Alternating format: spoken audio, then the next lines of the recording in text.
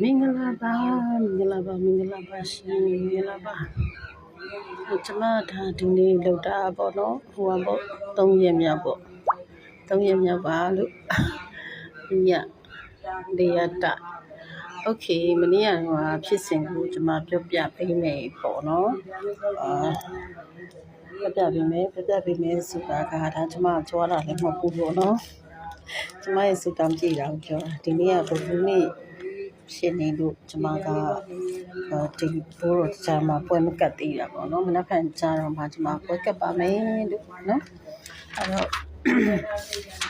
ပြောချင်တာကဘာလဲဆိုတော့မနေ့ကတော့ဗျာကျွန်တော်တုံညာပတ်ပြီးနဲ့တုံညာ break ကိုကျွန်တော်ထုတ်တယ်ပေါ့နော်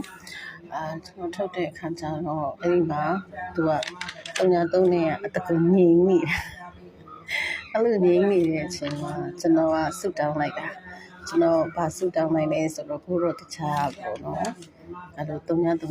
ပေါ့အပူပေါ့နော်အပူလေးထုတ်ပေးပါလို့ဆိုပြီးကျွန်တော်3ည break ကို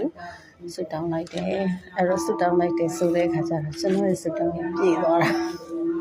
အဲ့တော့ကျွန်တော်ပြောတာ YouTube မှာလည်းကျွန်တော်ပြောတယ်ပေါ့နော်ဆုတောင်းပြည့်တယ်ပေါ့နော်ကျွန်တော်အဲ့လိုမျိုးဆုတောင်းပြည့်သွားတယ်ကျွန်တော်အဲ့လိုမျိုးလေးပြောတယ်ပေါ့နော်အဲ့လိုမျိုးပြောပြီးတော့ကျွန်တော်ကအဲ့ဒါကြောင့်လည်းလည်းဖန်ကြားလို့ရှိရင်တော့ဒါဒီမှာပေါ့နော်ဘုဒ္ဓကျောင်းကိုကျွန်မကဟိုဖြစ်ရမှာပေါ့နော်ပွဲလာပြီးတော့ပြီးရမှာဒီနေ့ကဗုဒ္ဓဘုနေ့ဖြစ်နေတယ်ဗုဒ္ဓဘုနေ့ဖြစ်နေတာဖြစ်တဲ့အတွက်ဒါကျွန်တော်ဟိုမဖြစ်ဘူးပေါ့နော်မပေးဖြစ်ဘူးပေါ့မနေ့ကကြားတော့မှာပဲကျွန်တော်ပေးများအဲ့တော့တုံညာပေါ့နော်ညနေပိုင်းအပူထွက်ပြီးရင်တော့သူကဘာလာလဲဆိုတော့ဒီကပေါ့နော်ဒါကျွန်တော်လုပ်တဲ့လုပ်စဉ်ကိုကျွန်တော်ပြပေးနေတာနော်ပြီးလို့ရှိရင်ကျွန်တော်တစ္ဆာဒိဋ္ဌံပြုရတယ်ပေါ့နော်ဒီဒါအရေးကြီးဆုံးပဲပေါ့နော်ဘာပဲလုပ်လို့တစ္ဆာဒိဋ္ဌံပြန်ပြုရတာပေါ့ဒီတစ္ဆာဒိဋ္ဌံလေးကြောင့်လည်းကျွန်တော်ဒီဘဝမျိုးဖြစ်လာတာပေါ့နော်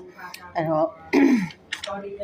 ဘာကအရေးကြီးတာလဲဆိုတဲ့အခါကျတော့9ခွန်ပတ်တိအရေးပြန်ကြီးပါတယ်လို့ဒါကြောင့်မို့လို့ကျွန်တော်ကမဘရိကလည်းမထွက်သေးလို့ငါတလုံးကိုစုံကပ်ခွန်တလုံးကိုစုံကပ်ရင်မဘရိဖြစ်တယ်အဲ့တော့3ညပတ်တိပြန်ထွက်မယ်ဆိုလို့ရှိရင်လည်း3ညတလုံးမကပ်ပြီးတော့ထူပေါ့နော်အဲ့ဒါလေးကိုပြပြတာပါဒီတစ်ပတ်ထဲမှာလည်းကနန်းကကြံအောင်ပါပါ